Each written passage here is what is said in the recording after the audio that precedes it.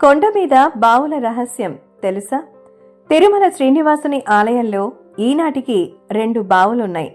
ఒకటి విమాన ప్రాకారంలో ఉన్న బంగారు బావి, రెండవది సంపంగి ప్రాకారంలో ఉన్న పూలబావి. పూలబావి వృత్తాంతం వరాహ పురాణం 2వ భాగంలో వస్తుంది. ఈ కథకి భగవంతుడి శంకుచక్రాలు ధరించకుండా ఉండే కథకు దగ్గర సంబంధం. కలియుగ ఆరంభంలో తొండమాను చక్రవర్తి శేషాచలం ఆ చుట్టుపక్కల ఉన్న తొండ దేశాన్ని పరిపాలిస్తూ ఉండేవాడు. ఆయన పరమ భాగవతుడు, శ్రీనివాసుని ఆంతరంగిక భక్తుడు. శ్రీనివాసునికి ఆలయం కట్టించి చాలా మహోత్సవాలు ప్రారంభించి సక్రమంగా జరిపించిన వాడు ఇతడే. ప్రతిరోజు స్వామిని వెంకటాచలంలో దర్శించుకోవాలన్న ఆకాంక్ష తీర్చడానికి స్వామి అతనికి అహోబిలం నుంచి వెంకటాచలానికి ఉన్న సొరంగ మార్గం రహస్యం చెప్పి తొండమానునికి రోజు తన దర్శనం చేసుకోవడానికి సావకాశం కల్పిస్తాడు. బ్రహ్మపురాణంలో ఈ తొండమానుని సామంతరాజులు అతనిపై వ్యతిరేకించి అందరూ కలిసి అతనిపై యుద్ధానికి వచ్చి అతని సైన్యాన్ని జయించినట్టు, అప్పుడు తొండమానుడు బలము చాలక భయంతో తన రాజ్యానికి వచ్చి నృసింహ బలానికి చేరుకుని నరసింహని పూజించి స్వరంగ మార్గం ద్వారా దేవేరులతో కలిసి విహరిస్తున్న శ్రీనివాసుని వద్దకు అది వెళ్ళకూడని సమయమైనా వెళ్తాడు. సమయం కాని సమయాల్లో అలా వచ్చిన రాజుని భగవంతునితో విహరిస్తున్న 2 దేవేరులను చూసి శ్రీదేవి శ్రీనివాసుని వక్షస్థలంలో ఉన్న వైజయంతి బాల వెనుక సూక్ష్మ రూపి అయి దాక్కుంది. భూదేవి దగ్గరలో ఉన్న బావిలోకి దూకింది. భూదేవి కదా ఆమె భూమిలోకి బావి ద్వారా వెళ్ళిందని తెలియాలి. రామానుజుల కాలంలో ఈ కథ చాలా ప్రసిద్ధిలో ఉండేదట.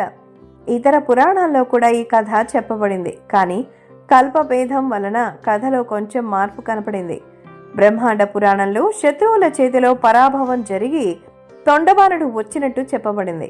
కానీ వరాహ పురాణంలో వీరశర్మ అనే బ్రాహ్మణుడికి వృత్తాంతం చెప్పేటప్పుడు ఈ కథ చెప్పబడింది. ఇక వీరశర్మ తన భార్యను రాజు సంరక్షణలో వదిలి తీర్థయాత్రలకు వెళ్ళాడు. ఆ బ్రాహ్మణుడు తిరిగి వచ్చిన సమయానికి అతని భార్య మరణించింది. ఆ వృత్తాంతం బ్రాహ్మణునికి చెప్పకుండా రాజు కలతలతో శ్రీనివాసుని కలవడానికి సొరంగ ద్వారా రాకూడని సమయంలో వస్తాడు. అలా ఎందుకు రాకూడని సమయంలో వచ్చావని శ్రీనివాసుడు రాజుని ప్రశ్నిస్తే భయంతో బ్రాహ్మణుడు భార్య చనిపోయిన వృత్తాంతాన్ని చెప్పి ఆమెను బ్రతికించమని అనుగ్రహించమని వేడుకుంటాడు. అలా సందర్భంగా వచ్చినటువంటి రాజుని మరి చూసి దేవేరులు దాక్కుంటారు.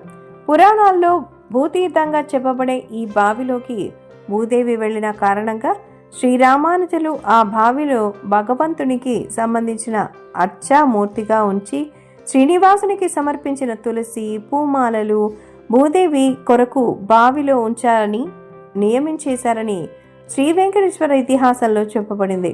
అలా ప్రతిరోజు శ్రీనివాసుని పుష్పమాలలు అందులో వేస్తారు కనుక ఆ బావికి పూల బావి అని పేరు. ఈ బావి తిరుమల ఆలయంలో సంపంగి ప్రదక్షిణ మార్గంలో ఈశాన్యం మూల పోటు మండపానికి దగ్గర పిండి వంటలు చేసే వంటశాల దగ్గర ఉంది. దీనికి భూతీర్థమని పేరు కూడా ఉంది. ఇక ఇంకో బావి విమాన ప్రాకారంలోని బంగారు బావి. అందుకే తిరుమల కొండపైన మానవులెవ్వరూ పూలు ధరించే సంప్రదాయం లేదు. భగవంతుని నిర్మాల్యమైనటువంటి పూలు కూడా బావిలోనే వేస్తారు. కానీ స్త్రీలకు ఇవ్వడం కానీ ఎవరైనా ధరించే సంప్రదాయం కానీ లేదు. ఈ మధ్య ఒక దశాబ్ద కాలం వరకు ఈ నియమం పాటించడము ఉండేది. ఈ మధ్య కాలంలో తిరుమల వీధిలో పూలమ్మడం చూస్తున్నాం. అమ్ముతారు కనుక కొనేవారుంటారు, తెలియదు కనుక వాటిని అలంకరించుకునే స్త్రీలు ఉంటారు. దేవస్థానం వారు ఈ విషయంలో కట్టడి చేస్తే బాగుంటుంది. విషయం తెలుసుకున్న స్త్రీ పురుషులు పూలు దొరికినా వాటిని అలంకరించుకోకుండా ఉండడం కొండపైన మంచిది.